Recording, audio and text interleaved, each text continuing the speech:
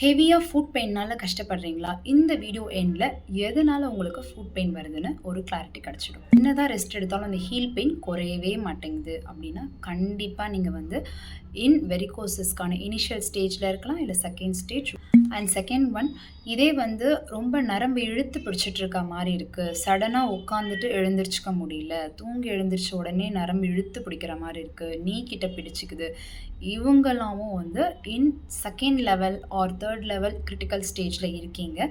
So நீங்களும் compulsory வந்து healing தெரபிஸ்ட்டை visit பண்ணணும். அண்ட் தேர்ட் ஒன் இதே தூங்கி எழுந்திச்ச உடனே ஆகட்டும், இல்லை ஃப்ரீயாக ஒரு ரிலாக்ஸ்டாக உட்காந்துட்டு இருக்கும்போது ஆகட்டும், எப்போவுமே வந்து உங்களுக்கு ஒரு மாதிரி நம்னஸ் இல்லை எரிச்சல் இருந்துகிட்டே இருக்குது அப்படின்னா வந்து உங்களோட ஆர்கன் சிஸ்டம் வந்து டீடாக்ஸ் பண்ணணும் அப்படின்னு சொல்கிறதுக்கான சிக்னல் தான் இது. ஸோ டீடாக்ஸ் பண்ணுறதுக்கு நீங்கள் ஃபுட் ரெஃப்ளெக்ஸாலஜி எடுத்துக்கணும். உங்களுக்கு எப்போவுமே ஒரு மாதிரி கால் பாரமாக இருக்க மாதிரியே, ஒரு மாதிரி வெயிட்டாகவே இருக்க மாதிரி ஒரு ஃபீல் இருக்குது அப்படின்னா ஹிப்லேருந்து ஃபுட் வரைக்கும் வந்து இருக்குது அப்படின்னா நீங்கள் ஜென்ரல் மசாஜ்க்கு ரெக்கமெண்டட்.